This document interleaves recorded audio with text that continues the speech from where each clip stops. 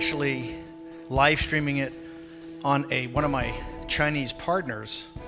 We're going to take the live stream and actually break the firewall and put it into the People's Republic of China so that they can see the speech tonight, which we try to do every time we speak to reinforce the virtues of free speech. Let's go back in time for a second. It is 5 o'clock in the evening on November 8th of 2016. That's when the mainstream media companies get the first exit polls. This is Donald Trump's 2016 election. The exit polls had us, I think, even in Ohio and Iowa, and losing everywhere else.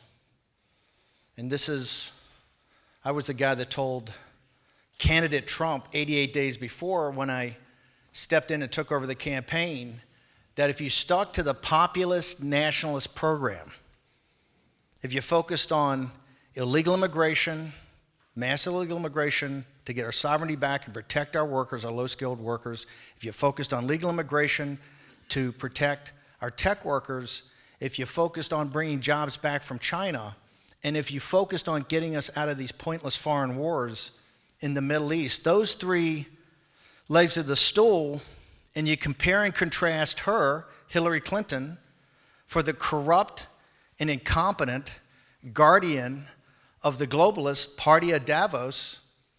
I don't care if you're 10 points behind or 12 points behind or 14 points behind and we have no money and she has $1 billion. It doesn't matter. That message will resonate with working class people and middle class people, and you will win. You will be the President of the United States. I said, forget all the polls. There's only two numbers that matter. Number one, 2/3, 1/3. 2/3 of the American people still thought we were on the wrong track. Right track, wrong track. They admired President Obama and his wife, but they did not think he was an agent of change that the country needed. But more importantly, the most important number was Pat Caddell, who just died a couple of weeks ago, who was the pollster for Jimmy Carter. Pat Caddell had been doing polling for 40 years, and for the first time in American history, working class people and middle class people believed America was in decline, and that our elites, our financial, our corporate, our cultural elites were comfortable with that. And that managed decline to unsuccessful outcomes to its citizen was the number one issue. And that America would back someone who came in and said, we will return America to her former glory. That's what the last 88 days were. On Billy Bush weekend, when everybody wanted him to quit, I said, double down. People don't care about the locker room talk. What they care about is their country, their kids, their grandchildren, their communities, their jobs. We're going to double down, we're going to triple down. So at 5 o'clock in the evening, on November 8th, I wasn't looking so good. We called actually the candidate, he took it very well. He said, look, we left everything on the field. We could not have done anything else. Then as the evening progressed, 7 o'clock, polls started coming in, real votes. Things looked a little different in Florida, a little different in Ohio. But at 8 o'clock, the Detroit Free Press, one of the most respected newspapers in the country, been around for 150 years, declared that Michigan had gone for Hillary Clinton. They had never been wrong in their entire, I think, 150 years. I'd had us win in Michigan, so I knew we had a problem. But as the night progressed, we won Florida, we won Ohio, we won North Carolina.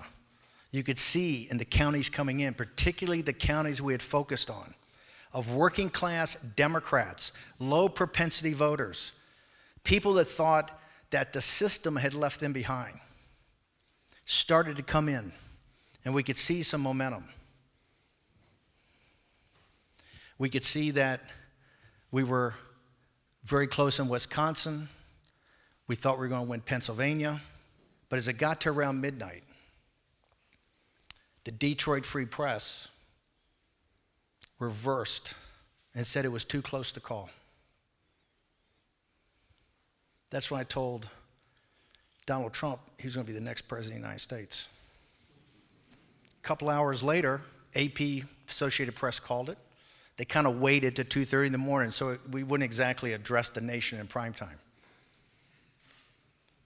The fuse, by the way, the Detroit Free Press did not call the campaign for Donald Trump until, I think, November 25th, when we got the rest of the votes. The lesson is that even people that voted for Donald Trump were afraid to tell anybody. And the algorithms that the hinterland and the small villages and the outer suburbs and the small towns had come out in record numbers. The algorithms that for the big cities, the big cities coming first and then it triggers for the rest, it was wrong. The algorithm was wrong and people would not admit they voted for Trump. Why? Because the demonization of the deplorables, right? What's a deplorable? Deplorable's a citizen, okay? Deplorable's a citizen. I go all over the world. I just got back from Japan. I went up in the island Hokkaido. There are deplorables there, right? There's deplorables in Arizona. There's deplorables in Ohio. There's deplorables in Switzerland, and Italy, and Germany, and France, and here in Norway. They're the little guy. It's the family I come from. My grandfather's a lineman for the phone company for 50 years. My father's a lineman for the phone company for 50 years. We're the most average family in the world. Just average working class people. The bomb that went off on November 8th, because remember when the polls came in, the mainstream media is high-fiving. They're getting ready for night. They were laughing it up. They couldn't believe it. Megyn Kelly's putting on her makeup. Not just is Donald Trump going to be humiliated because it looked like a 400-point electoral victory. Hillary's drinking champagne up there in the Peninsula Hotel. They've got remember that huge thing they had coming out, jutting out, that convention hall? They had 10,000 people. We had a cash bar for the VIPs. Nothing, right? I mean, nothing. We didn't have a victory speech. We kind of made it up on the spot. We knew we were going to win, but we didn't want to jinx ourselves. The fuse was lit 8 years before. September, I think it's 17th or 18th, 2008, Oval Office. Head of the Federal Reserve, Secretary of the Treasury from Goldman Sachs, Hank Paulson, guy I used to work for. They walk in the Oval Office. Lehman Brothers had gone bankrupt in London on Monday morning, right? In a chain of events, smartest guys in the room didn't realize by letting Lehman go in bankruptcy, the whole system's going to collapse. They walk in and tell Bush, if we don't have $1 trillion by 5 o'clock, the American financial system is going to implode in 48 hours, the world financial system in 72 hours, and you will have global anarchy and chaos in 2 weeks. So President Bush, in a real profiling courage, said, it's not my job. You got to go to Capitol Hill. They're the only ones who can authorize that. The balance sheet of the Federal Reserve at that moment was $880 billion. The balance sheet of the Federal Reserve when Donald Trump raised his hand on January 20th of 2017 was $4.5 trillion. The ECB, the Bank of England, the Bank of Tokyo, the Federal Reserve, all the central banks came up with a solution. We're going to bail out the wealthy. And we're going to bail it out on the shoulders of the common man. Remember, Obama's the most progressive president in American history. Because when you flood the zone with liquidity, you can bail out the big real estate holders, you can bail out the hedge funds, you can bail out the banks, you can bail out the investor class, you can bail out the donors. But there's a corollary to that. There's no such thing as a free lunch. Negative interest rates means a savings account has zero. A checking account has zero. That means if you're just some schmuck that has a job, right, and your little bit of money you're going to put away to save, you're a fool, because the system is not going to reward you. They're going to essentially, that's a tax. Also, you can't do a public bond offering. You can't do a public bond offering to fix the roofs of a school in the United States because there's not enough Jews. They're only 1%, 1.5%. Nobody will buy them. The pension gap. We have a $9.5 trillion pension gap for working class people in the United States because of this. They never want to talk about that. They never want to talk about how they panicked. They didn't know how to handle deflation. The very people that had caused it, bailed themselves out at tax holders' expense, at the common man's expense. And they broke, 2,500, 3,000, 5,000 years of the underpinnings of the Judeo-Christian West, that the householder, the backbone of civic society, the family, you work hard, you save, you put a little bit away, you eventually can buy a house. It's generated, this is why people under 30, 75% of them want socialism or think socialism's cool, because they're nothing but Russian serfs in the 18th and 17th century. They don't own anything. They're not going to own anything. The 30% behind where their parents are at the same time in life on income, family formation. Why we have a problem? Why we have a demographic problem? Why we have a family formation and people having kids? Every poll says the same thing, whether it's in the United States, Europe, or economic anxiety. You can't plan for your future. Uber just went public for $90 billion today? Was it today or yesterday, $90 billion? The gig economy personified, right? No pension, no stability, one gig to the next. That's globalization. That's the logical conclusion of globalization. The fuse was lit there. This populist revolt, the Tea Party, Brexit, all of it started with a financial crisis, and a financial crisis that we've kicked the can down the road. Yesterday, in a court in New York City, a young woman posing as a German heiress, she's a scam artist. She lived in these posh hotels and ran up a bill, and I think it was $200,000. She got 4 to 12 years in prison. What did the investment bankers get? What did the lawyers get? What did the accountants get? What did everybody associated with the financial collapse get? There were studies and reports and all the stuff that was done. There were 250 criminal referrals to the Justice Department. I think they got some real estate appraisers, some people in Miami and Las Vegas making $60,000 a year. I think they went to prison because they appraised working class people's houses for too much. By the way, the working class got blamed too, particularly the African Americans. Oh, we shouldn't have had them buy these houses. They're the ones at fault. Not the ones who created the economic weapons of mass destruction that went off. Did you see those guys? Did Goldman Sachs return any fees? Did Goldman Sachs' partners return any of their bonuses?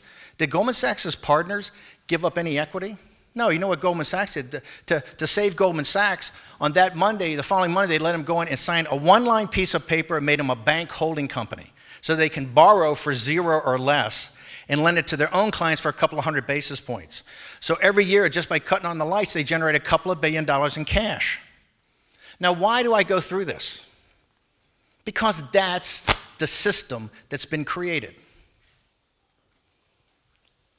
This system has destroyed working class and middle class people throughout the world and left them angry and full of angst. People say all the time, Bannon, why are you so angry? Why are these deplorables so angry? I said, because they're rational human beings, right? Right?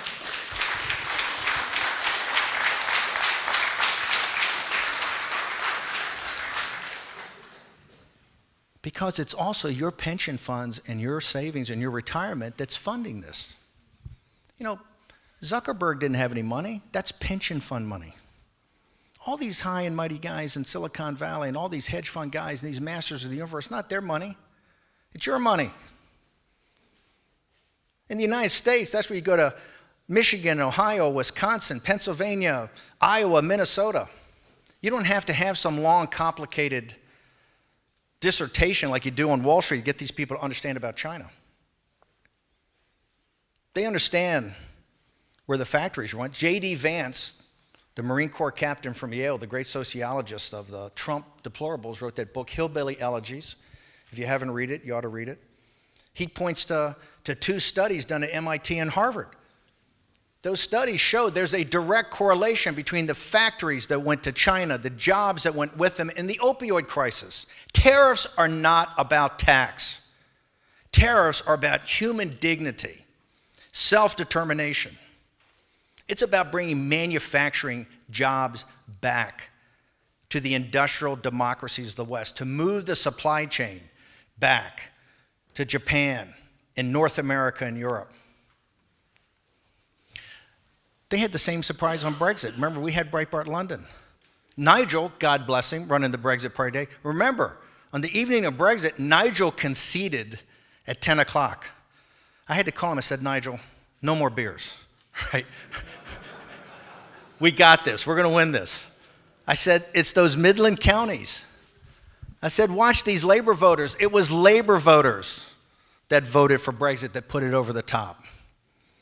Just like it's Democrats, Reagan Democrats, and working class Democrats that put Trump over the top.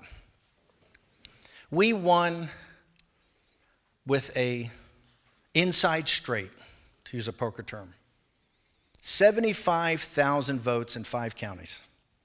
Now, she talks all the time that she won 2.8 million, 3 million. Hey, it's a difference in golf between match play and medal play. If we had to play medal play, we would have gone to California's other states and beaten her on popular vote. It's not a popular vote. It's an electoral college vote.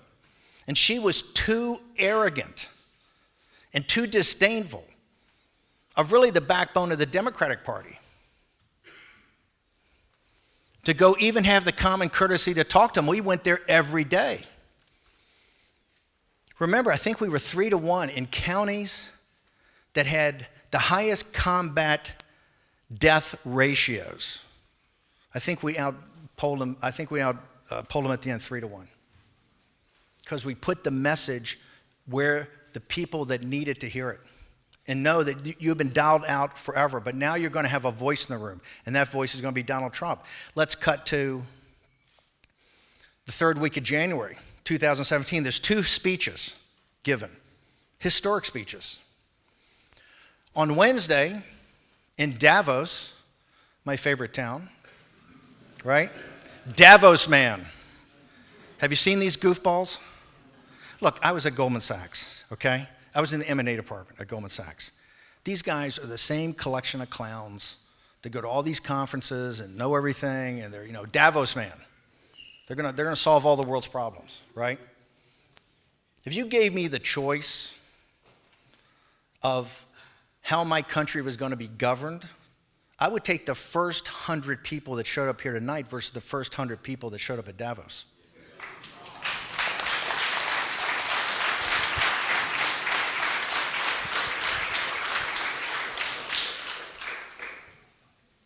More grit, determination, common sense, understanding of humanity, right?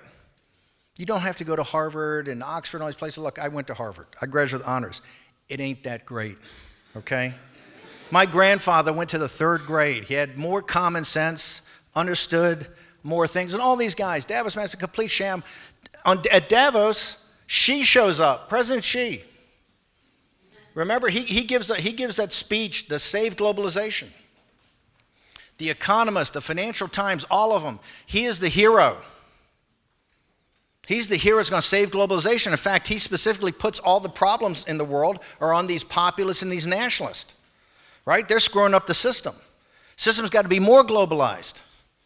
And she is going to lead us to a great new dawning future.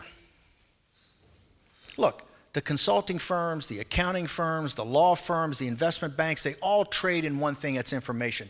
They're plenty smart. They know about the gulags, okay? They know about the Dalai Lama and the Tibetan Buddhists. They know about the evangelical Christians and the Catholics. They know the gulag that Xi and Washi Shan run as a surveillance state on their own people. There's not a finer group of people in the world than the Chinese people. 1.4 billion people, 90 million members of the Communist Party.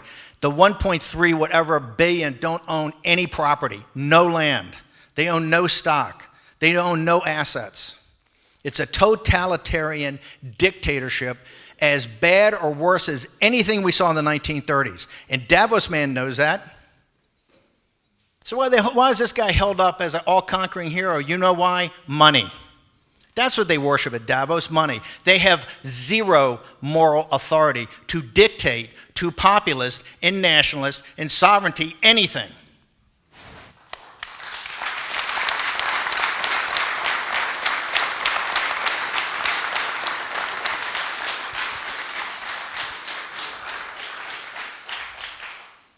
And the reason I love the kids across the street, and the reason I go to Bergen and places like that and do these media conferences time and time again, is because when they fully understand that they're being played, they're going to be on our side.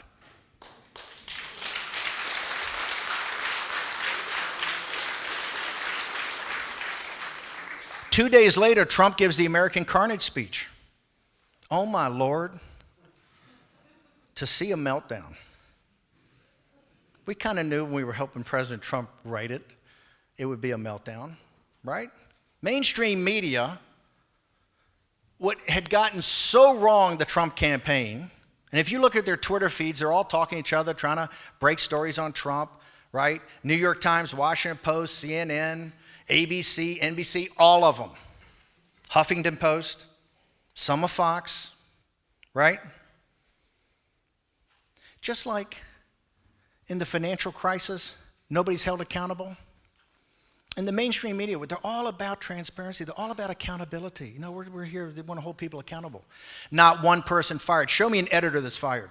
Show me a producer that's fired. Show me a reporter that was fired for the biggest miss in media history. Show me one. Because there's not. That's the system. Trump gives American Carnage, and we walk through exactly what's happened to the country. This speech is about the Westphalian system. It's about the nation state. It's done in juxtaposition to Brother Xi, because just like the EU, Xi doesn't want nation states. What they want is administrative units, right? They have a whole central plan, one belt, one road, made in China 2025, 5G rollout, this whole thing. I'll get into a little more detail in a minute. But it's essentially to turn everybody into a source of raw material, a market for end product, and maybe every now and again you will make some component parts for their advanced manufacturing system. And you'll be a nice administrative unit. That's the global system. That's what the EU is. The EU wants Italy to be South Carolina to France's North Carolina. The United States of Europe has been the driving concept of the Jean Monnet and now Macron faction for years. They're up front about it. Macron just did the Renaissance paper. He talks about it. More integration, more foreign policy integration. Now he wants his own army. That's going to go over well. I know a lot of Italian mothers are going to sign up to have their sons and daughters with French and German officers. The world just doesn't work like that. I'm not picking on the French and German. The French and German mother's not going to sign up to have it under Italian officers. Life just doesn't move like that. But the meltdown on American Carnage was spectacular. Those two speeches lay it all out. These are two conflicting systems that are now on a collision course. Washington, D.C. today with this trade deal. It's not a trade deal. This is a truce in an economic war. The ballots you guys are going to cast in the European election. The reason, remember, all the mainstream media, all of a sudden, democracy's not working. Democracy's not working. You know what's not working? Because they're losing elections. right?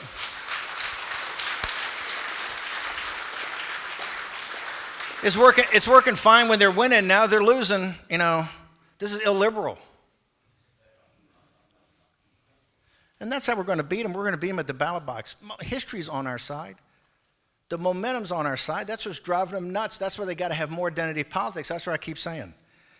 When they start calling you a racist, when they start calling you a homophobe, when they start calling you a nativist, a xenophobe, a Islamophobe, all the concepts, right?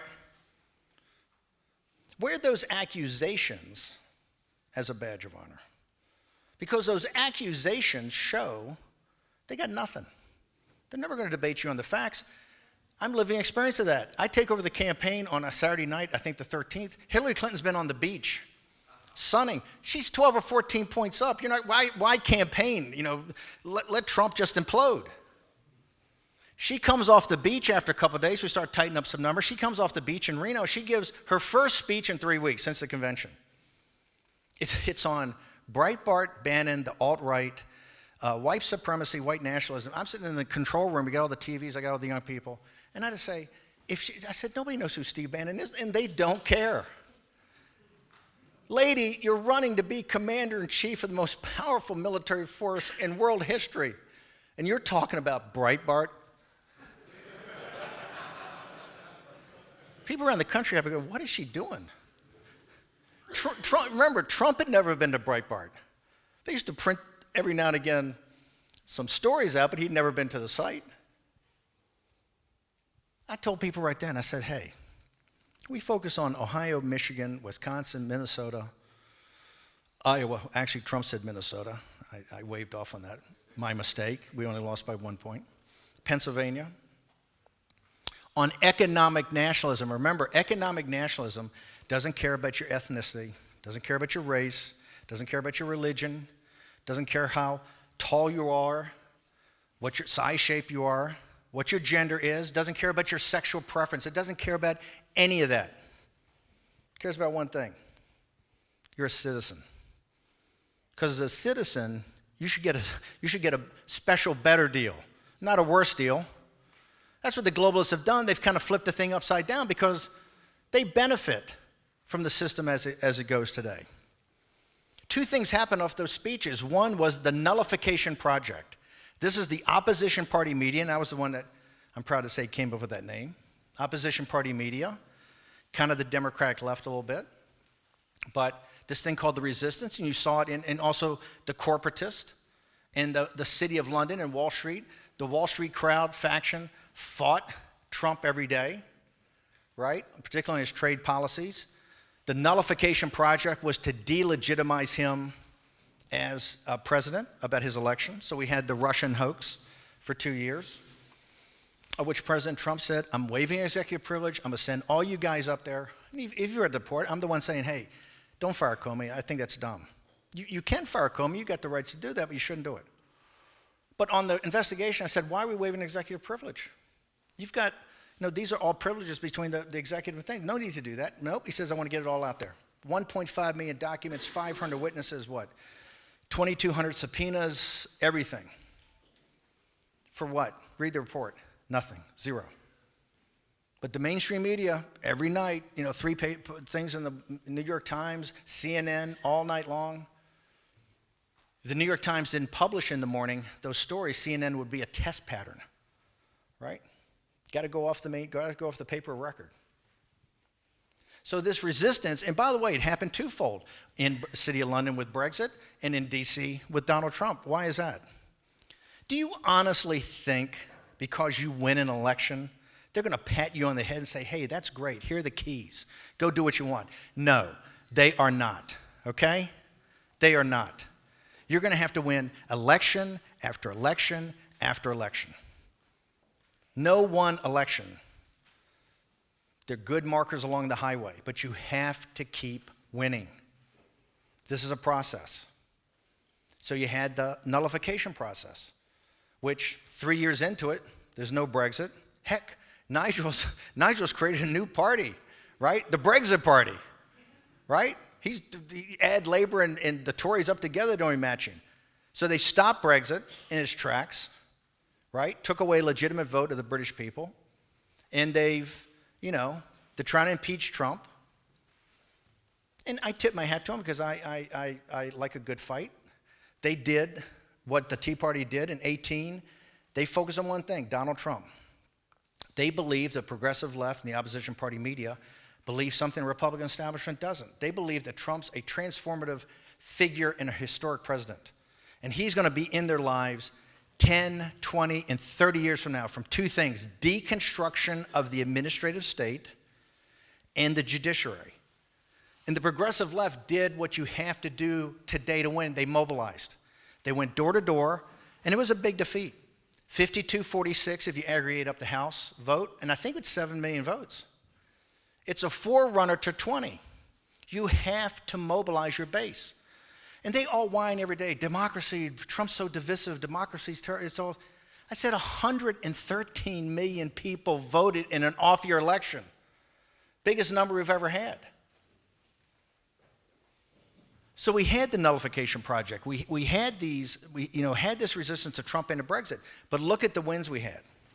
After the historic, quite frankly, big defeat of Macron defeating Le Pen, in the summer of 2017, it looked bad. Salvini was at about 5 or 6%, I think, the Northern League. Bolsonaro was at 5%. Nigel Farage was out of the business. He was gone, okay? Vox was at 0.0. And Le Pen had basically the huge contention about, hey, should you just throw Front National under the bus and start a new party? That's the summer of 2017. With Macron, remember, as soon as Macron won, every cover, the same magazines that had done The Economist, the Financial Times, all of them, populism's over. It's dead. Macron's the great savior of the globalist system. And look at what we've done since then. Salvini's huge victory in February of 2018. Orban again in June, right? Le Pen now in the European parliamentary elections is polling above Macron. Vox just got 10% in a national election, and brother Nigel Farage created a party 3 weeks ago and is polling at 27%, right?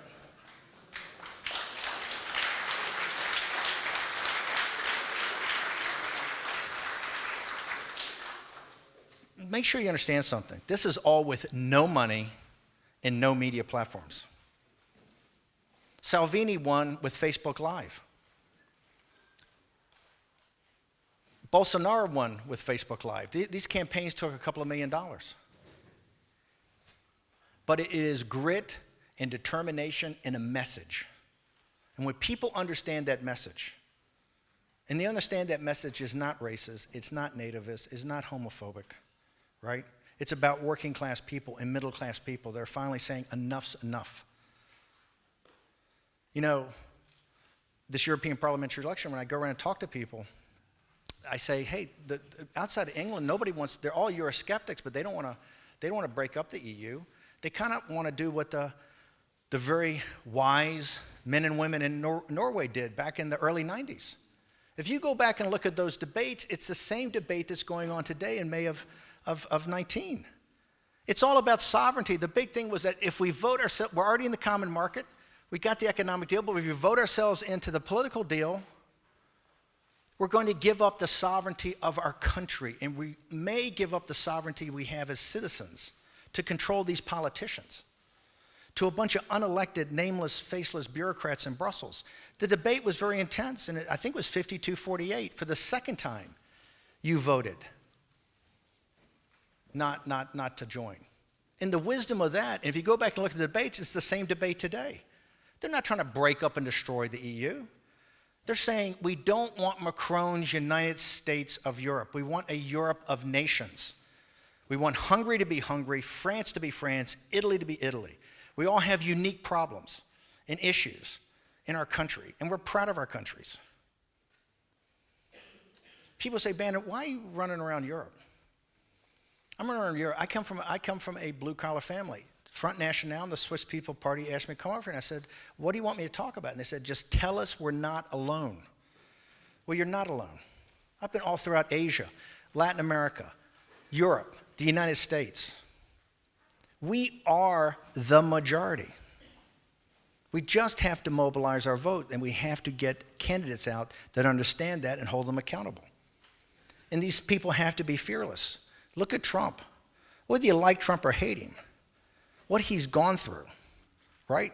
The politics of personal destruction, because remember, the left has no rules of the game. They'll come after you as hard as they can come. So you got to understand you have to steel yourself.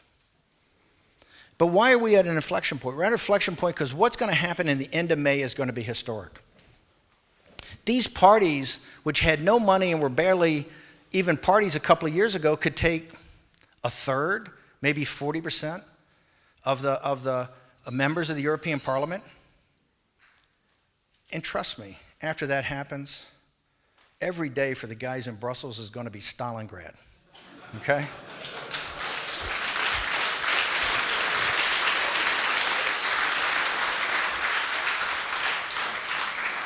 You could have Salvini heading the biggest party, Marine Le Pen the second biggest party, and Nigel Farage the third biggest party. You think that's a nightmare for those guys? That doesn't make the job very much fun, does it? But history's on our side. The reason I got excited about this, I came over and just observed. I just wandered around the European election in February of 18, both five-star and the League. And the intensity, the issues they were talking about, the young people that turned out that were on fire, five-star running no more on a campaign than say, throw the bums out, right? Kind of citizen politicians, a little to the left, but a populist party. The Nationalist Party of Salvini going against the EU and standing up for the sovereignty of Italy, and particularly in the issues of migration. And I said, that's the future. I had a chance to talk to those guys afterwards. I said, look, you can do the two traditional things of putting together your own coalition, but if you put this together, it would be unique in political history. It would set aside left and right for populism and nationalism. Has it been perfect? No. Has every day been a struggle? Yes. But has it been a worthy experiment? Absolutely. No matter what comes of it in the future. What I try to do in my day job with my C4 in the United States is trying to get 20% of Bernie's people. If we can get 20% of Bernie's and 20% of the African-American working class and 25% of the Hispanic working class, along with Trump's deplorables, we will have a realignment in American political history like 1932, like Franklin Roosevelt. We'll govern for 50 years. That's what they're so afraid of. That's why every candidate, the Democratic Party, is now woke to workers, right? They're all on China. They're all up in Ohio and Michigan because they understand that's where the balance of power in the United States lies. And that's where this campaign is going to be fought. Now, on top of all this, and you're starting to see it now in Europe in a big way, is the clash of these two systems. And these two systems, one is this mercantilist, totalitarian surveillance state of China that's rolling out now with One Belt, One Road. They just signed an MOU with Italy for $30 billion, France for $60 billion. They're going to be all over Europe. Predatory capitalism. It's just the British East India Company model in reverse. Lend money you can't pay back, foreclose on the assets, control the assets. Predatory capitalism. The Chinese learned well. Remember, the Chinese system is true fascism. It's state capitalism combined with a totalitarian, all-powerful government. They call us all fascists. They better learn the definition of fascism. We believe in the deconstruction of the administrative state. Your health minister said it better than anybody the other day in pure Trump-type language. Let them smoke cigarettes, drink beer, and eat red meat. They're adults, right? That's what we want to get the nanny state. It's not that I'm not an anarchist. I'm not a libertarian. I'm a populist and a nationalist. I believe in a state. I believe in a small yet strong state, a very strong state. I certainly don't worship it. I'm trying to deconstruct it so it gets at every other aspect of your life and frees up entrepreneurial capital and gets away from the consolidation of corporate power, which is one of our biggest problems. Just look at Facebook and these other companies that are so progressive and trying to take everybody's freedom of speech away, right? That's a problem. We have big government with the consolidation of capitalist power and state capitalism. That's why China's so scary. The industrial democracies, Free market capitalism. This is going to be the great defining issue of our time. It's just not Donald Trump, the United States of America. Remember, he's bringing the supply chain back to the West. The reason the Midland voters voted for Brexit is not that they can understand it or describe it, but they know the factories aren't there anymore and the jobs are gone. And all these economists that talk about free trade and everything like that, you can't have free trade when we have a house divided. We're half slave and half free. China is a gulag. The Chinese people are as hardworking, as decent as any people on the face of the earth, and they're enslaved. Everybody knows that. There's not even a debate about that. If they weren't enslaved, why don't they take down the firewall? Remember, in this trade negotiation, of all the 6 verticals that are so tough, state-owned industries, forced technology transfers, all the stuff you hear about, the Chinese said, if you bring up the firewall, hit us with tariffs because we're not even going to sit down. Now, why is that? Because in a digital world, the firewall is everything versus us. And this is going to define your life for the next 10 or 20 years because this struggle is a global struggle. Remember, One Belt, One Road unites the Eurasian landmass. Made in China 2025 takes advanced chip design, artificial intelligence, and robotics and combines into all advanced manufacturing, which they will dominate. Advanced chip design, artificial intelligence, and robotics. Game, set, match. Then you take 5G and Huawei. Huawei's not associated with the PLA. They don't kind of know the PLA. They don't have a contract with the PLA. They are the People's Liberation Army's tech group. They understand that in 5G is not some linear progression from 4G. It's a geometric to the power of 10. It's the new internet, the Internet of Things, and quantum computing. It will dominate all technological advances in the future as a backbone. And most importantly, information and data. Data is the new plutonium in that system and can be weaponized. The Chinese know this. They've been working on this information economic war plan for 20 years. They published a book about it called Unrestricted Warfare. If you do not believe me, go get a copy of Unrestricted Warfare, published by 2 colonels in the PLA. I think the most brilliant book on strategy since Clausewitz. And they walk through fundamentally how they're going to do it, and they're doing it. And Trump is the first leader in the West to stand up to him.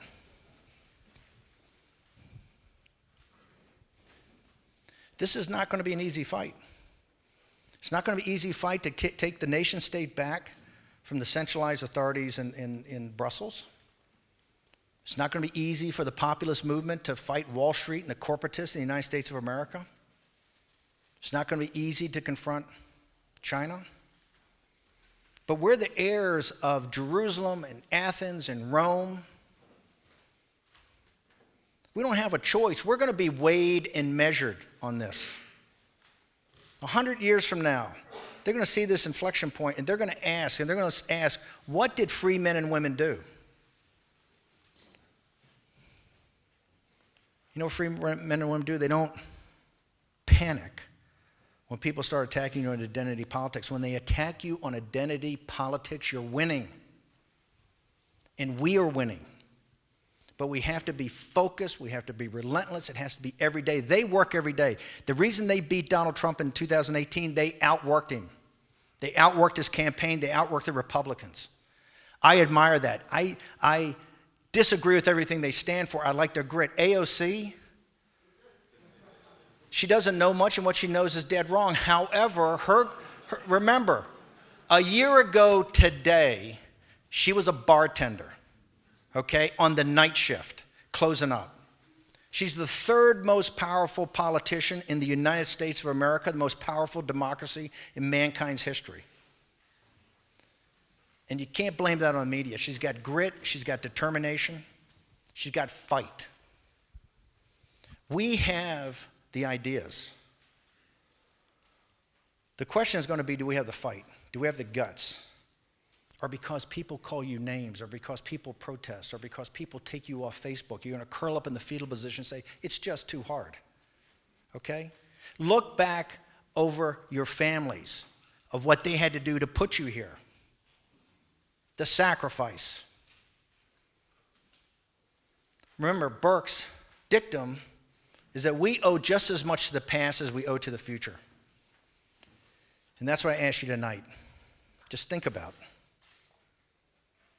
all of those that came before us and gave us these institutions, gave us this freedom, gave us this wealth. Because if we do not fight as free men and women for our countries, our societies, our institutions, you're going to lose them.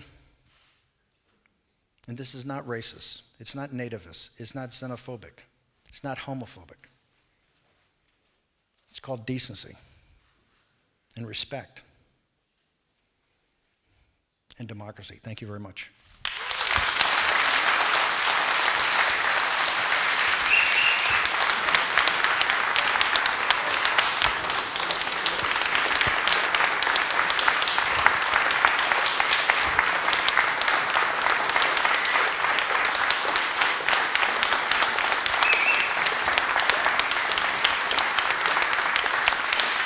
Thank you. You're very kind. Thank you.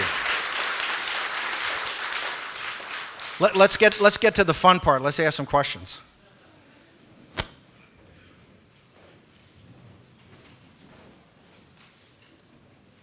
I'm looking for, since I was in Bergen with all the progressive left journalists, and I gave this hour thing, and then they took questions, they would not call on one woman.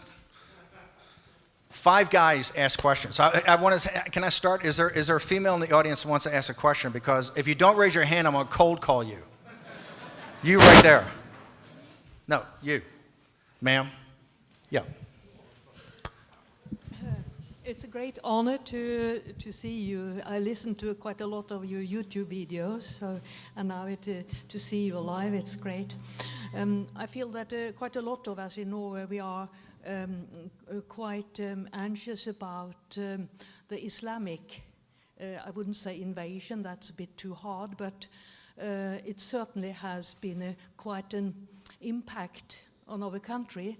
And I remember you said that Islam is not the danger, it is Sharia. But of course it is a question of demography. We could be outnumbered, I mean.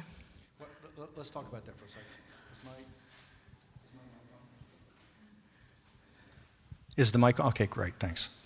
The very first, so Donald Trump ran on a campaign that we were going to go after radical Islamic terrorism. In fact, I will quote from that same inaugural address.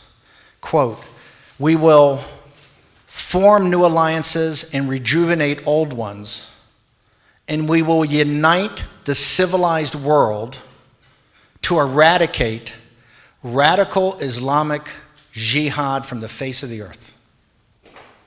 Now, when President Trump wrote those words down in Mar-a-Lago, I said, "Mr. President-elect, that's a pretty big check you're going to have to cash, right?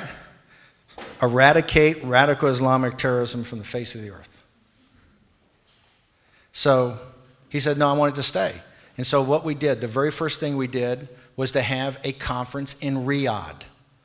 Remember, Trump in the first 100 days of his administration, you may not remember this because the mainstream media didn't think it was important enough. They thought the Comey firing and the Russian investigation, this is all the front page every day. We went to Riyadh, to Jerusalem, and to Rome in that sequence to send a message. It's the first president that's ever started his administration by going to an Arab capital and the capital of the country that has the 2 holy sites. And there was 3 reasons, and we worked for 100 days. State Department didn't want to do it. All the geniuses on Morning Joe, this is a bunch of clowns, don't want to do it, right? It was, I think, 51 Muslim nations showed up. And there were three parts to the visit. Number 1, we are going to stop the financing of radical Islamic jihad, okay? And we're going to stop it in the Gulf.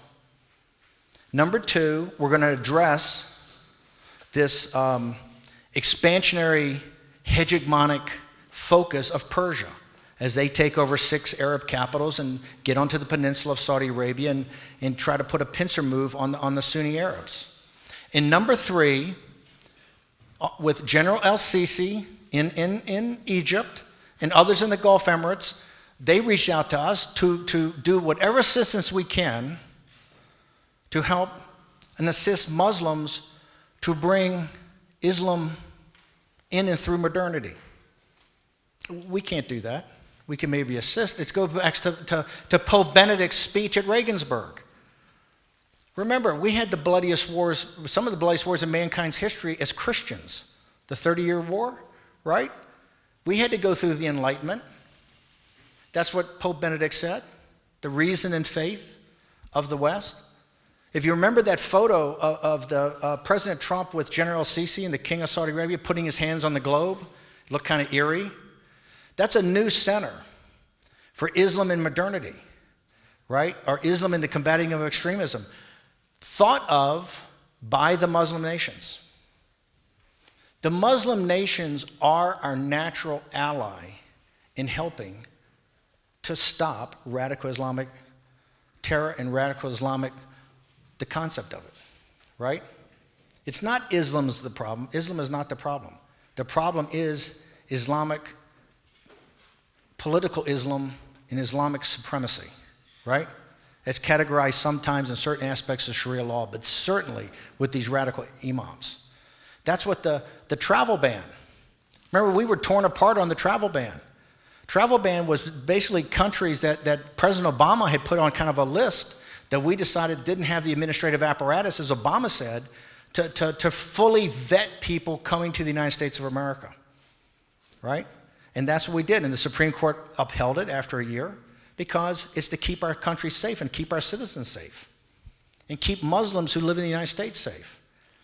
There's a way forward. They understand in their societies today this radical aspect of it is the greatest ticking time bomb they've got. Because I've met with these folks. They're our natural ally. And as long as we do it in a organized, charitable, professional, but relentless way, we can do it. Now, the globalists and the mainstream media, all of a sudden you're Islamophobe. I'm not an Islamophobe. I was one of the architects of the Riyadh summit with President Trump, helped work on his speech and all the action plans afterwards by reach out from Muslim nations. To me, there's no greater hero in the world. I think General el-Sisi's a hero. His speech on 1 January of 2013 at Cairo University said Islam has to take itself through modernity and come out the other side. And the West can assist to the degree that it can assist, but Muslims have to do this. I'm actually very confident that with more victories of people that believe in the nation state, we're going to take care of this problem. Remember, because the elites don't have the problem. They don't have the problem. They got security guards and their kids go to special schools. They get a special deal. But working class people, middle class people don't. We have a bigger issue than that. Sub-Saharan Africa and Central America. The poverty there, there's nobody in this room that wouldn't agree this is a tragedy of biblical proportions. If any one of us was down there, we'd be heading north too. Right? The solution for sub-Saharan Africa is not on working class people in southern Italy. That's what Salvini's point is. And the problems in Central America can't be solved by working class people in Arizona, New Mexico, and Texas, are now up in Ohio and Michigan. It's got to be solved in those countries. It has to be more engagement by corporations and governments. We can do this. It's not that complicated. It takes political will. And we ought to be the drivers of that. People that believe in the nation state understand that we have to bind together. You know, one of the things, on your question, I want to go to NATO for a second. Because Trump is supposed to be destroying NATO. Everybody came to us and said the central problem is the NATO militaries are not as up to speed as they should be. They can't really defend themselves. And what our point is America is not an imperial power. We're not looking for protectorates. We don't want Europe to be a protectorate. We want it to be an ally. We want the Gulf Emirates to be allies, not a protectorate. South China Sea, Northwest Pacific, Japan and Korea. We're a revolutionary power. We're not an imperial power. And what the globalists want is the United States to have this kind of expeditionary humanitarian military that goes everywhere and sticking their nose in everybody's business, right? And I can say this, I got skin in the game. I was a naval officer for 4 years at sea in the South China Sea, the Persian Gulf. You see that carrier battle group that's going to Iran right now. I spent 6 months out there on Camel Station and Gonzo Station. My daughter is a West Point graduate, and she served with the 101st Airborne in Iraq. The big thing I got on my mantle at home is she's sitting there with her weapon on Saddam Hussein's throne. So I've got skin in the game. My family has skin in the game. And we don't want these kids deployed all over. And what's happened with NATO in Trump's 2 years of presidency, $100 billion of additional defense spending has come to make the NATO alliance much stronger and much more robust. So it's a problem. It's not insurmountable. It takes winning elections, and it takes being indefatigable, because you're going to be called every name in the book. But just remember, when you fight this fight, your biggest ally are people of the Islamic faith. They want to solve it too. Next question.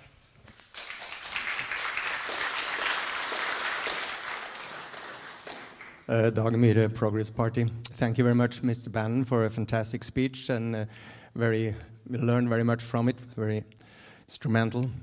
We learned in school that nationalism in Europe is a very bad word. And the First World War will say that there were nations against nations, and it was a nationalistic war, while the Second World War was ideologies and nationalism, like National Socialism. So that was the bad part of nationalism. But then again, you have the other part of nationalism that makes people feel that they belong to a nation, and that they have a country that they can call their own. And I'd like you to elaborate and to discuss how do we identify the division line between the bad nationalism that leads to attacking other nations and the good nationalisms that makes us feel at home in our own country. Thank you.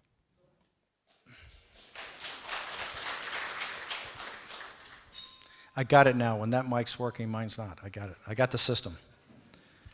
Populist, nationalist, and sovereignty movement, okay? In Europe, I realize there's some sensitivity to the word nationalism. But I don't think these were nations and working class people, the nationalism we have today. The First World War was all empires, essentially, right? Kings and the dukes and all these people, you know, the guns of August, right? Looking at stuff on checkerboard and let it into look, the 20th century is the bloodiest century in mankind's history. They're going to look back 500 years from now and consider it a dark age. Well, we killed 250 million people, thereabouts, through wars, starvation. And I say the war that started in August of 1914 didn't end until the Berlin Wall came down in 1989. It's a protracted, 50, 60, 70-year war. But on the other side of that, we got back to the Westphalian system. We had these empires, and then you had ideology. And don't think that the guys say Hitler's a conservative. He's not, he's a socialist. And more importantly, these guys are gangsters. That's why they're equated with the Chinese Communist Party today, the CCP. Wang Xishan and Xi are gangsters. They're not politicians, they're not statesmen, they're gangsters. Just like Mussolini, just like Hitler, right?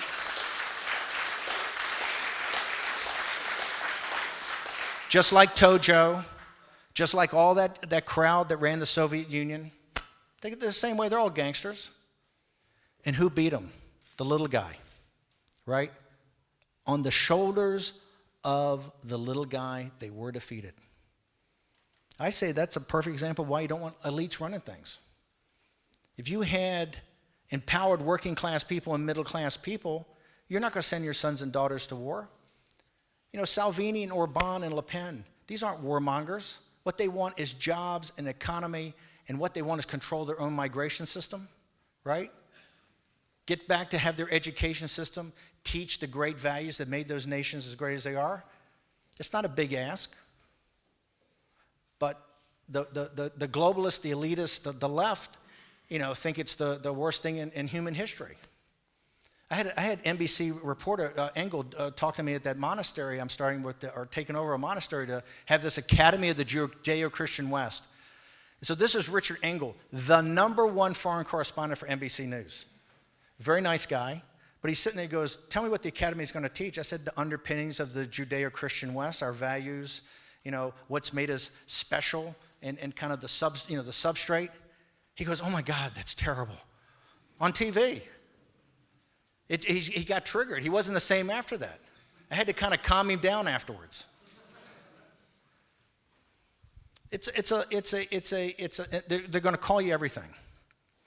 And so that's why most people in Europe say they're the sovereignty movement. That's fine. Remember, it's the Westphalian system, right?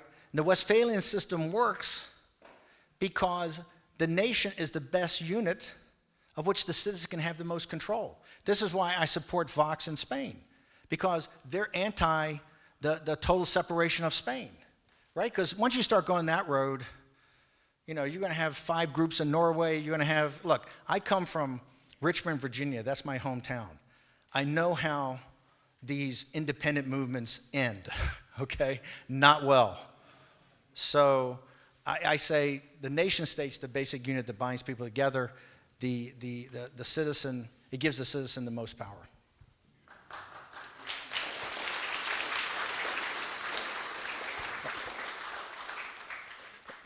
Why don't we go, just stay right there, so we'll go 1, 2. I'll make these answers shorter. Mr. Bannon, first of all, I want to commend you on your attire tonight. You look quite smart. Thank you. There was a point made yesterday from our national broadcasting system, BBC of Norway, that you were being, you wanted to look disheveled on purpose, just to sort of be a blokey kind of guy. Okay, that's just a comment. 2 questions. That actually comes natural. 2 questions. First of all, last night in Bergen, you were faced with the elite core of journalists in Norway, and we asked quite few questions. You can make this short, but was there any questions from a very sharp mind that you would like to have been posed yesterday? That's the first question. And the second one, what's the latest on the Chinese trade negotiations? Yeah. Thank you. So look, most of the questions yesterday are about, Breitbart's races, the comment section of Breitbart's this, all this kind of stuff. It's fine. I get those questions all the time. I can answer them. I didn't think they were, I thought the interview was great. I thought she did a great job. I didn't think some of the questions, I was expecting more intense questioning or better questions like we've had her already tonight that would cause you to think. I think, look, and this is not to pick on the journalists in Norway. They're all the same all over the world, right? No, because they have a worldview, they have a mindset, and they've had to have that in order to move up the system. They're company men, right? If you get out and you start working at a Breitbart, or you work at some other thing, or you start espousing these kind of ideas of populism and nationalism, or you follow them, you're out of the club, you're ostracized. They've ostracized a couple in the United States. So if you want to have a career, very early on you have a mindset. And that's why it's the same questions all the time. And that's why, think about it.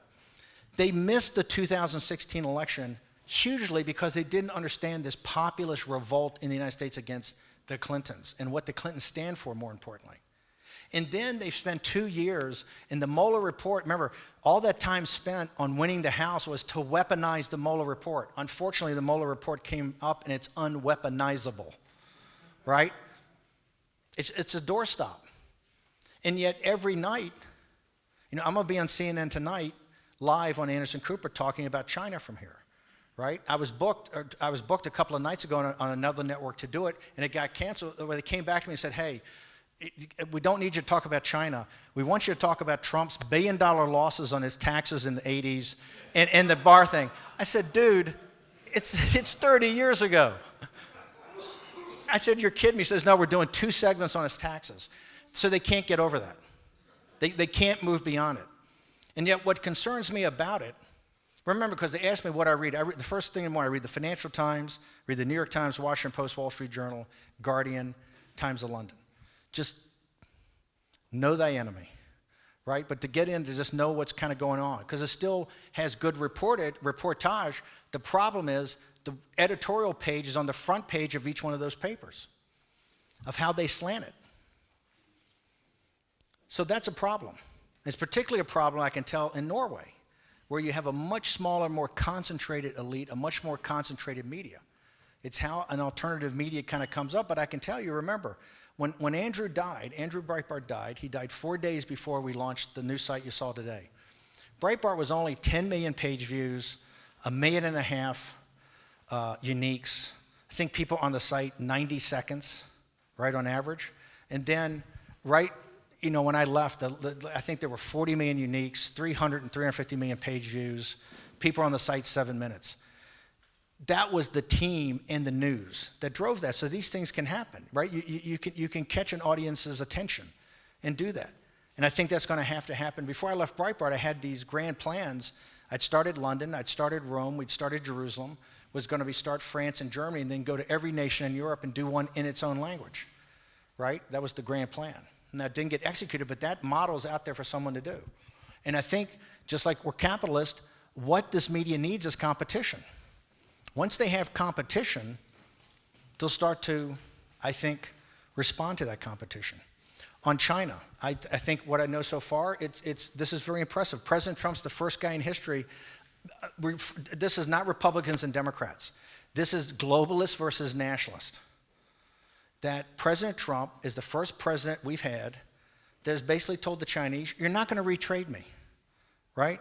To get to these deep structural changes, we're going to require monitoring into your state capitalism and actually starting to take it apart brick by brick. And that's what you're going to have to agree to, or we're going to crush you with tariffs. And the tariffs are actually working economically for us. We know this. And Trump's not backing off. I think today that, you know, there would certainly be no deal. I wouldn't imagine. There'll be some, I think maybe a process. But that's because Trump is standing up for the West. Yeah. Yes. Yes, he sent a very nice letter because they're very close personally. She's an emperor, right? Putin's a czar and she's an emperor. That's what you just got to remember. He did send a nice letter, and I'm sure it had a lot of nice words. And remember, they came with Obama. You know, Obama and tried to, you know, reel him in on cyber. They went to the Rose Garden, and she signed a deal with Obama that had all these provisions in there about cyber intrusion to take intellectual property from American businesses and European businesses. She goes to Rose Garden. They have a huge ceremony, a state dinner. It's a state visit. You know, the fife and drums are out, everything. The next week, the PLA triples down.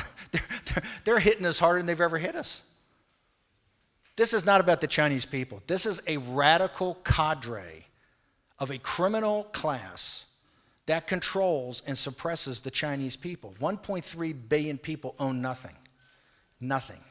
The Chinese Communist Party of 90 million, and really only about 500,000 to 1 million inside that, control the entire apparatus.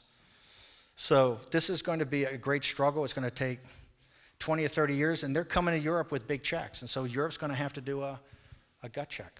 Yes, sir.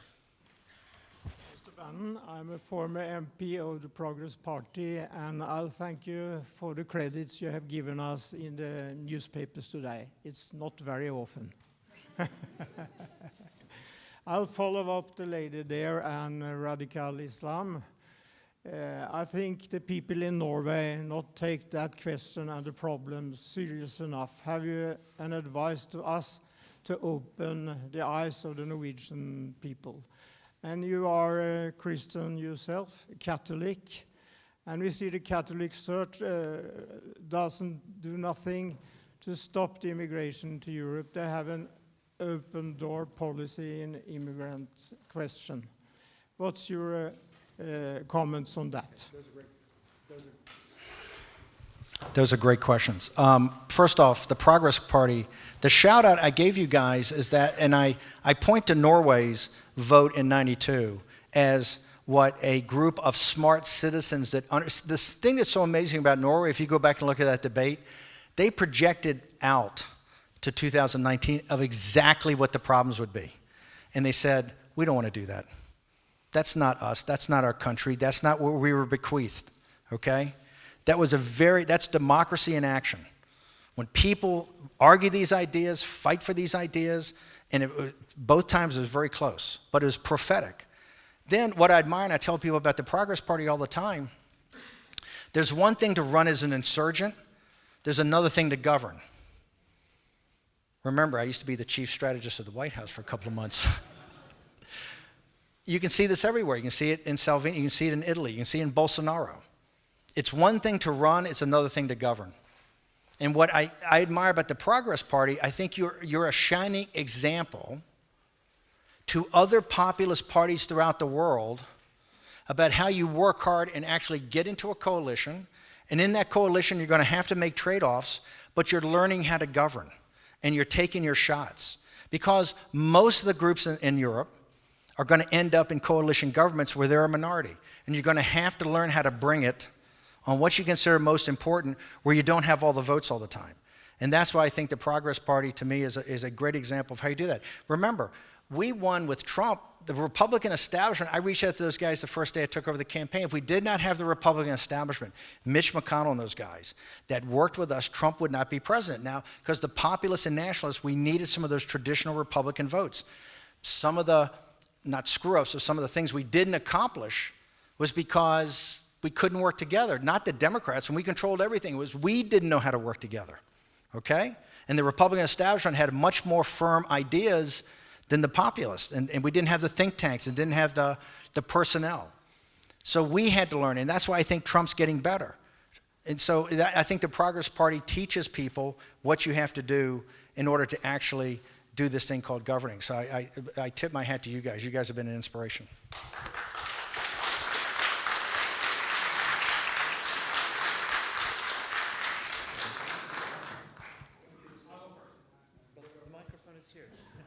You need this one. Hello, Mr. Bannon. Maybe you should answer this briefly because it may be a question for the geeks. But you talked a lot about economics and technology. Can you say a few words about your take on cryptocurrency? Is it a good thing that everyone can be their own bank, or do we need centralized banks? I think crypto, in the future, crypto and non-fiat currency could be one of the driving forces in populism in the future, but there's many technological issues. The companies, I actually lived in Asia and have a lot of experience in Asia because I was investor in the companies that were forerunners to crypto. In fact, Block One, as an example, is made up of people that, some of whom I hired when they were 17 years old as hackers. But one of the problems we have in crypto is the ability to hack. So I think crypto's got a long way to go before, I think blockchain, the underlying technology, is very powerful and is going to be a driving force, I think, in the populist movement in the future. I think crypto, and I'm not a believer in fiat currency, is going to eventually we'll go to certain types of cryptos, but I think I believe it's decades away. Can I say one thing? I just want to answer your question real quickly. You stay right there, about the church. Remember, I'm leading an effort the Pope is the vicar of Christ on earth and the succession of popes, right? But his administrative and financial, he's not infallible. The Catholic Church, to me, has done a terrible job. Is one of the instigators of much of this asylum problem we have. I think they've been terrible in Europe. They've been very anti-Salvini. In the United States, they just gave $500,000. The Catholic Bishops Fund, Peter Pence, gave $500,000 to the migrants coming up to the United States, when that problem has to be solved in Central America. So my problem with the Pope is this pedophilia crisis. He refuses to address with zero tolerance. And the church is going to be financially liquidated in 10 or 15 years in the United States if we go down this path. I head up an organization that's going to call in 2 weeks when the new cardinal is installed at the Archdiocese of Washington. We're going to call for all 192 dioceses in the United States of America to go to the state attorney generals and request formally that the state attorney generals come in and do a complete, total investigation with a grand jury of every aspect of this sexual abuse crisis. And only then can the church, I think, really vet this. It has to use secular authority to do that. Now, their heads are going to blow up when we ask for that, but I think the church is an administrative and financial disaster right now. How they've handled this crisis is inexcusable. And so the Pope and I are not exactly that close. Yes, sir.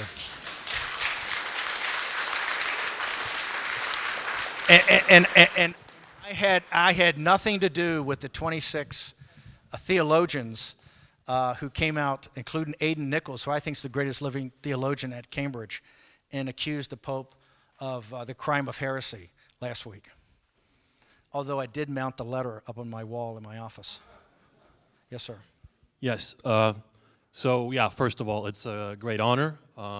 And as a Scandinavian American, son of a U.S. Marine, I would like to thank you for being a champion for the little guy and being impelled to aid others in understanding truth. And most importantly, slaying vicious vampires. 2 questions.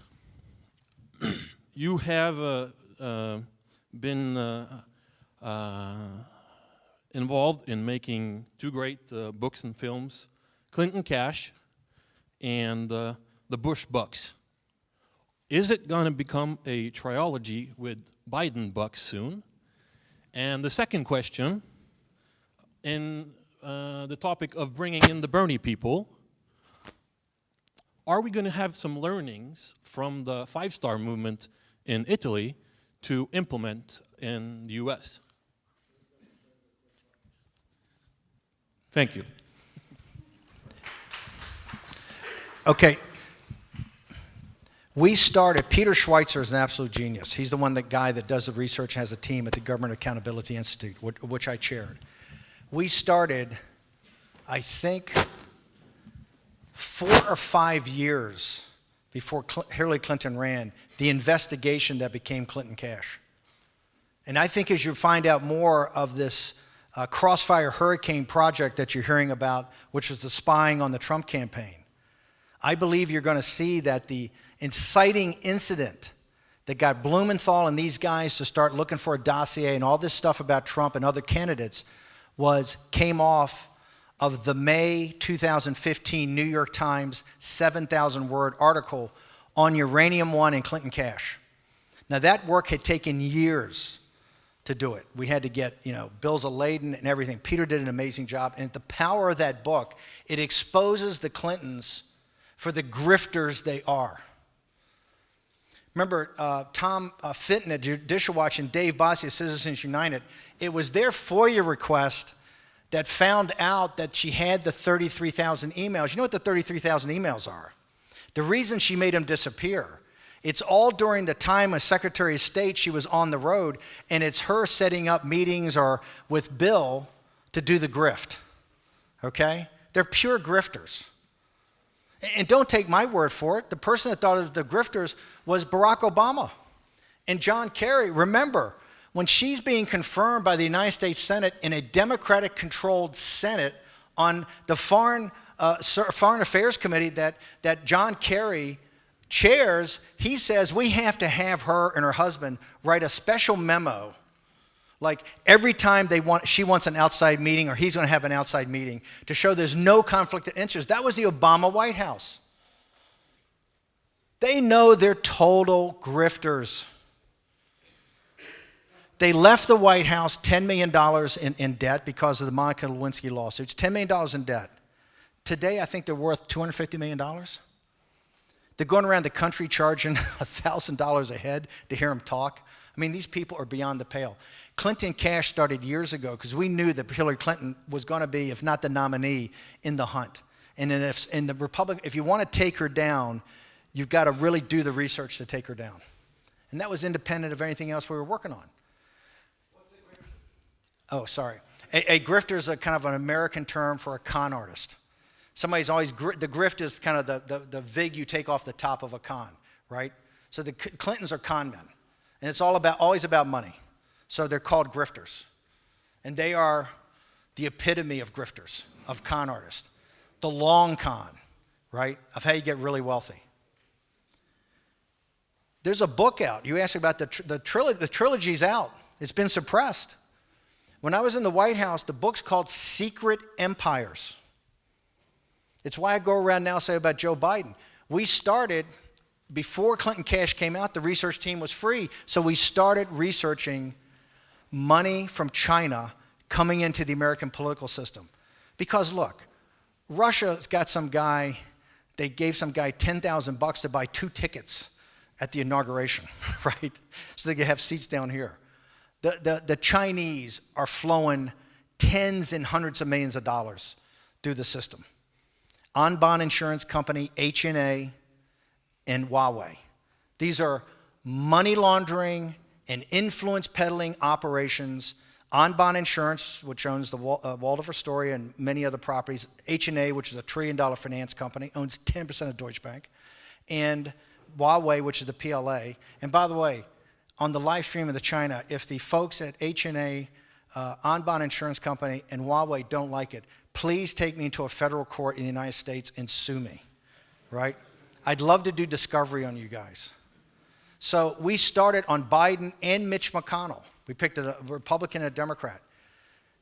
Joe Biden in 2013 goes on Air Force Two to Beijing in the middle of all this controversy about those man-made islands, about cyber tech, about Obama's pivot to Asia. He's the lead sled dog. He goes over, he takes his son, the hunter, the deadbeat one, and this is not me speaking, his divorce paper from his wife says he used the kids' college money and the mortgage payments for prostitutes and cocaine, okay? That's in the divorce filings. This is a guy with no financial background. He goes over there with John Kerry's stepson, Teresa Heinz's son, these two pieces of work, with no experience. The Bank of China, they stay for 10 days. The Bank of China gives their new private equity fund $1 billion in cash. And they up it to $1.5 billion. All of you in the finance know how hard it is to raise money. The Bank of China is the only central bank of any G20 country that reports directly to the government. ECB, Bank of England, Bank of Tokyo, Federal Reserve don't report. They report directly to Wang Xishan and President Xi.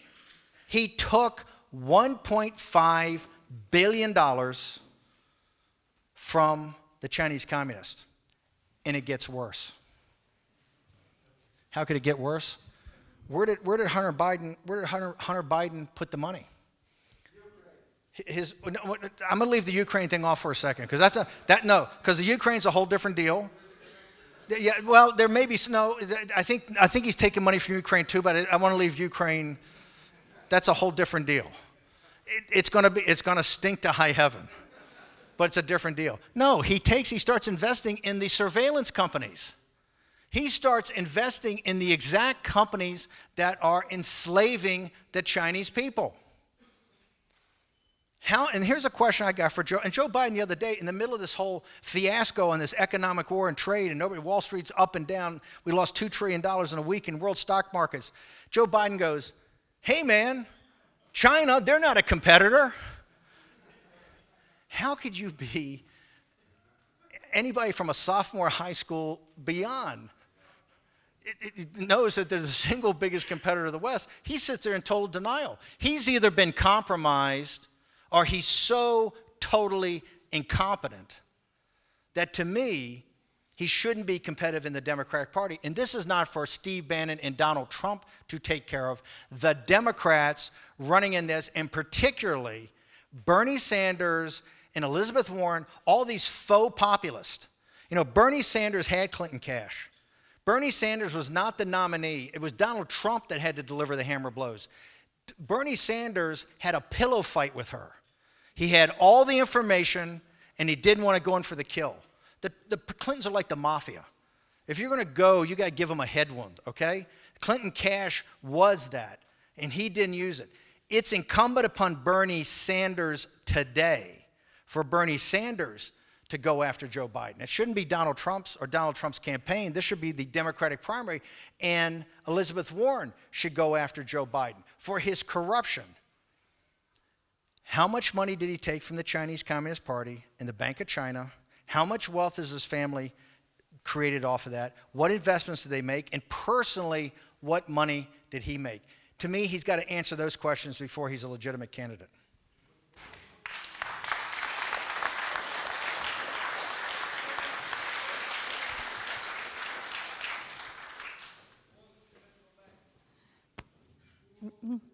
I have.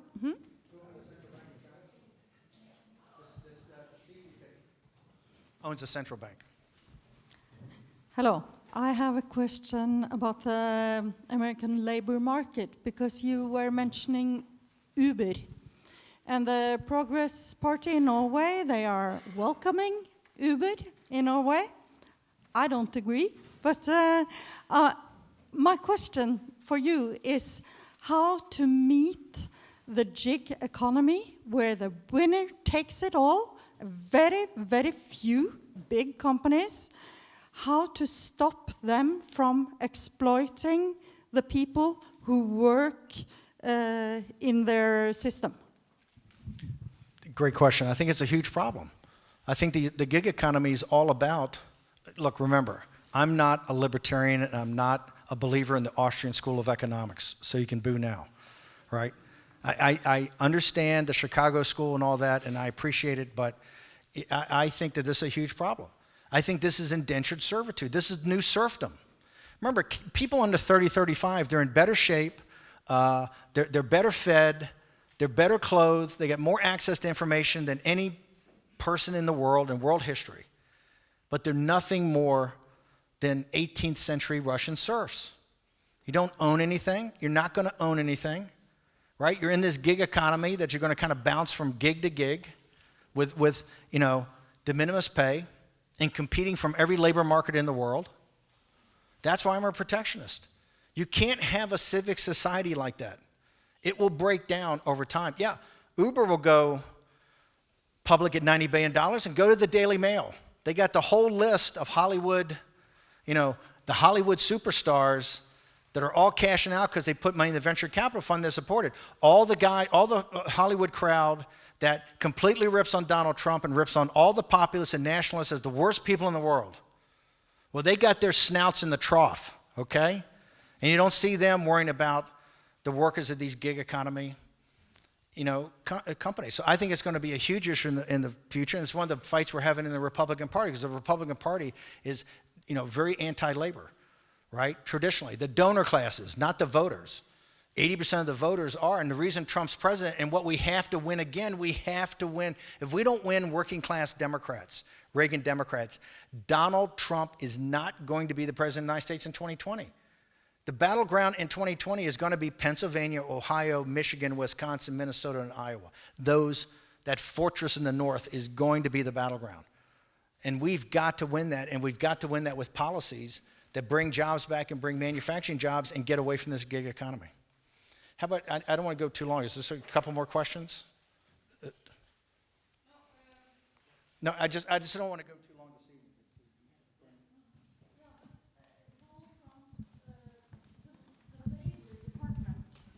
The Labor Department in the United States, they launched a note 10 days ago which said the Uber, what you call it, laborers should be contractors. While the Obama administration, they said they are ordinary workers who should be protected by labor law system. So you are obviously more, or Donald Trump is more liberalist than you, or do you understand my question? My English is so lousy. I'm sorry. Your point's well taken. Okay. Let me just get you. No, remember the tax cut. I wasn't a huge proponent of the tax cut the way it was structured. One of the reasons we didn't get a more populist tax cut, and I do think the tax cut worked to start to bring manufacturing jobs back on the corporate side, I totally disagreed with the structure. In fact, I thought that the higher brackets should pay more taxes. I recommended a 44% rate over $5 million. And when the donors all come to me and they get all angry, I say, hey, if you don't start paying higher marginal taxes on your income, we're going to start losing to the AOCs and to the Bernies, and they're going to come after your assets, okay, where your real wealth is. And what did Elizabeth Warren say when she kicked off her campaign? She started with the asset tax, 2% at $50 million and 3% at $1 billion. Where the Democrats are going is to seize assets. So if we don't have a more equitable tax structure, I think we're going to go there. And I totally disagree. Remember, I probably won 2/3 of the fights inside the White House when I was there. There were certain fights like, I don't think they should be contractors. I think they ought to be employees. If you're contractors, you're just going to be a gig economy. I'm adamantly opposed to that. But that is not the orthodoxy of the Republican Party. Remember, when I walk in a room with Republicans about trade, they spit on the floor. They're total free traders, right? They haven't gotten the idea that you can't have free trade against a mercantilist system. So no, that's one of the big revolutions you're seeing in both the Democratic Party and the Republican Party. Right now, remember, populism's winning in the United States. Bernie Sanders and AOC and all that, Elizabeth Warren, are all populist. Now, they're different. They don't believe in deconstruction administrative state. They believe in more state intervention, where we believe in deconstruction. So, but populism is the driving force in American politics, like I think it's becoming here in Europe. How about 2 more questions? Is that good? How about back here? Right there? Oh, no, I'm sorry. Right here. Yeah. Thank you. Well, since I am maybe the most Islamophobic person in Norway, I would like to get back to Islam. Why are you Islamophobic? I'm wondering, and I've been wondering about... No. Why are you Islamic? You said you're Islamophobic. Why are you Islamophobic? Oh, because I wrote a book named Islam, the 11th Plague. I can tell you more about that later tonight. Very subtle title. Keep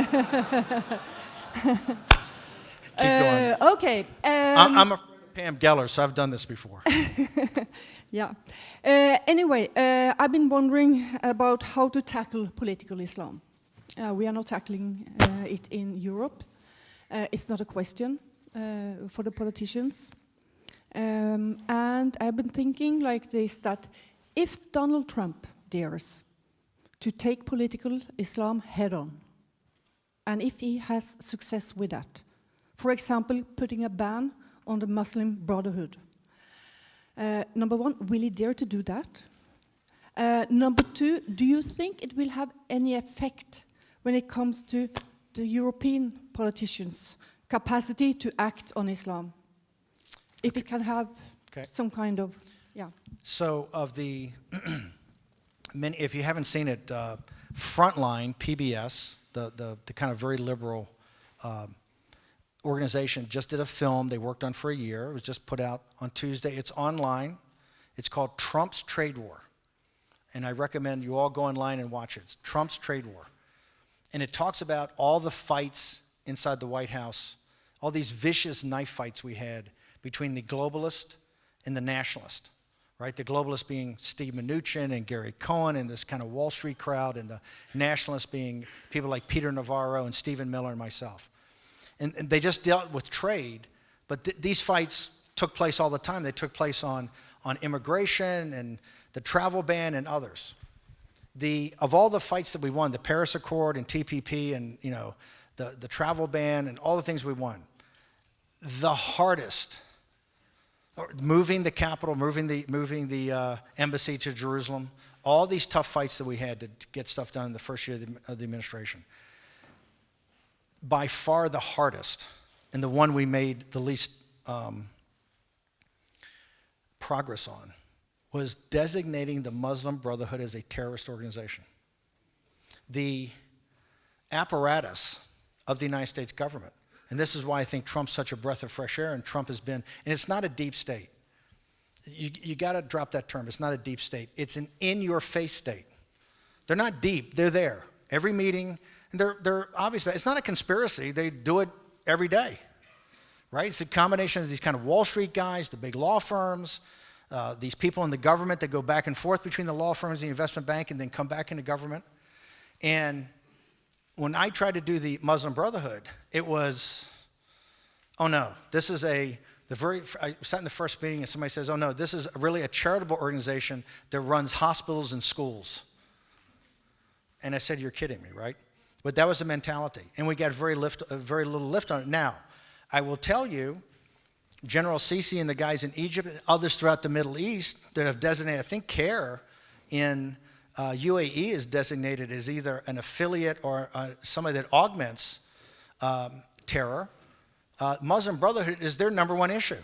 When I talk about going over to the Riyadh and working as partners to stop radical Islamic terrorism, and they got to stop the financing of it, they're up front to say, hey, the Muslim Brotherhood's everywhere, and that's got to be stopped, and you guys have to designate them a terrorist organization to start off with.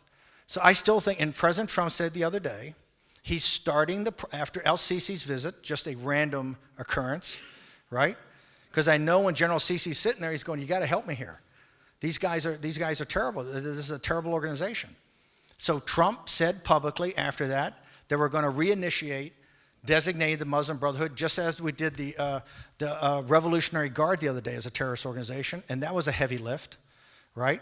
Although I would recommend we should have done the Muslim Brotherhood first, but I think it's a process. Here's how you're going to eradicate it. You're going to have to get on the books. I know it's tough. You're just going to have to be on it every day. And you're going to have to keep electing politicians like Trump. And you have to understand you're going to be called Islamophobe and haters and xenophobes and all that. But remember, you have allies in the Islamic community that want this stopped too. In fact, they're our greatest allies. The people in the Gulf and the people in Egypt understand that there's a cancer that's now spread into their own societies, right? That has a higher probability of taking them down, right? And hurting their people and their resources than even the West. And so look, it's a problem that people have looked the other way for 40 or 50 years, and it's going to take, a reasoned approach, but a relentless approach to do it. How about one more question, and then we'll... Oh, okay. Thank you, Steve, for being here. Microphone. Thank you, Steve, for being here. First of all, I have a personal greeting to you from Charles Hotel in New York, a friend of me. When you're talking about emails, I probably didn't know what I touched, but I was introduced to Anthony Weiner 6 years ago at the Grand Hyatt Hotel. My question is that I think that the conservative Judeo-Christian people need to be the adult in the room. And I think it's all about finding systems, a way that we actually can manage and understand the past and look into the future. I think that Schulz and Howe in the book, The Fourth Turning, was a great tool. I think I read it first time in 2000. It came out in 1997. And I also know that you have comment on that book, so I'm interested to understand if that is actually a kind of a platform that is used for our, getting more meat on the bone, so to speak. If you haven't read it, he's talking about a book called The Fourth Turning. It's this theory of history about cycles, that history cycles in 80 to 100-year cycles. I can't more strongly recommend a book to kind of understand. You can understand characters like Donald Trump and Matteo Salvini and Orban and Le Pen and Farage only by understanding kind of this fourth turning, this concept. These are fourth turning leaders that in a crisis start to come forward. And at normal times, you would never hear of them. Donald Trump would have been a real estate guy, right, and a reality TV host. He's president of the United States because of the situation changed, and people were looking for something different. And the book explains it very, very well. One last, I got to jump. One last question. You right there. Thank you. I just want to thank you, just because on the night of the election, it was like the late night, and I woke up and went to the work the next day, and my wife, she came in and she said, "Congratulations, your guy won." And I was smiling on the subway among a sea of droopy faces, so I just want to thank you personally for your effort.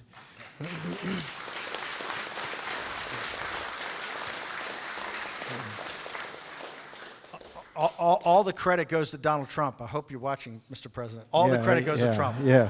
All of it. Okay. 110% of it. Yeah. I got 100 questions I want to ask you, but I'm just going to stick to the one that I don't know if you read Tucker Carlson's Ship of Fools. Yeah. Yeah, he's a friend. Yeah, okay. that's the kind of the parallel that I'm fascinated with between you and him. Well, you know, Tucker and I were he was a competitor to Andrew. Yeah. And then when Andrew died, we were fierce competitors. In fact, I built a lot of Breitbart by going in and hiring some of his best guys. And I said, hey, if you had him under contract, you know, it's free market capitalism, brother. and he and I were not particularly close. No, okay. Until later when, you know, Tucker is now a fire-breathing populist. Yeah. And every night on Fox, I mean, he's giving it to you with the fire on. He's fantastic. And I'm very close to him. And I think the world of this guy. And he gets a lot of grief. I mean, they're cutting his advertisers every day like they try to cut the advertisers of Breitbart and all the right-wing sites. So if you can support him, it's fantastic. Yeah, I think it's great. And I think that's the same kind of appeal you have. And I think the way they're attacking him is because of his appeal and your appeal. It's like, because you like cut through this like generic Republican like economic stance and everything.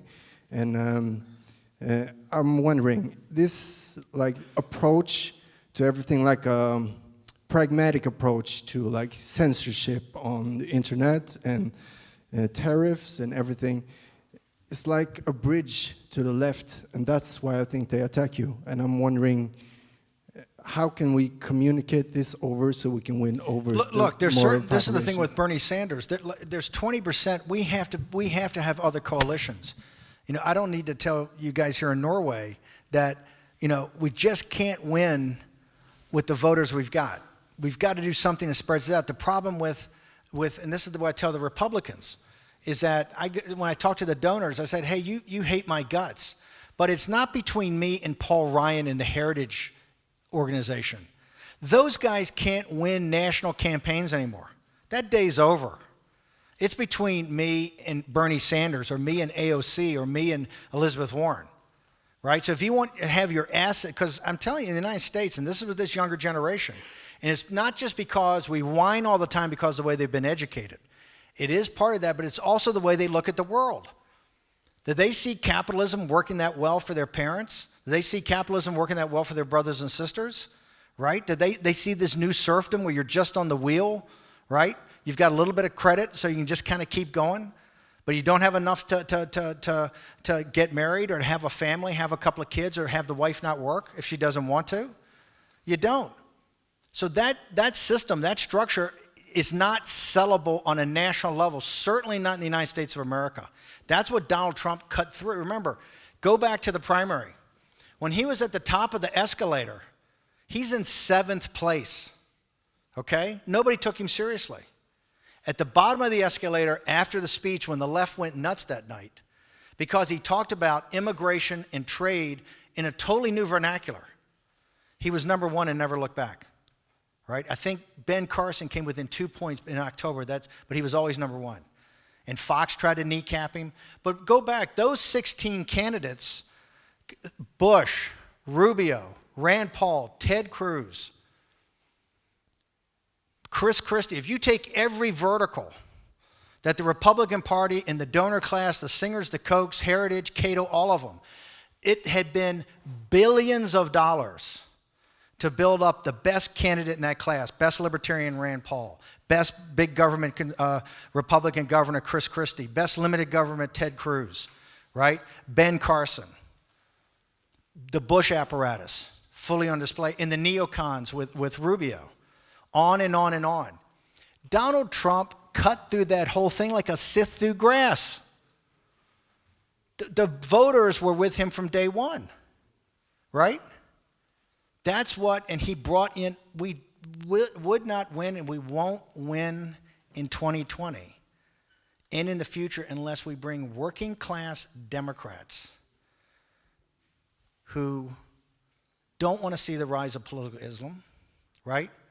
Want to have the sovereignty of their borders, don't want to have unfair foreign competition in their labor markets, want to confront China in the economic war they've been running against the West, and want somebody that will stand up for their interests. Working class people in Europe, in the United States, have been 40 and 50 years with having no voice. And remember, the way the globalists run is very simple. Not in the room, not in the deal. right? Donald Trump gets you in the room. Salvini gets you in the room. Orban gets you in the room. Bolsonaro gets you in the room. That's why we're winning. And that's why we're winning with not just conservatives. Thank you so much for having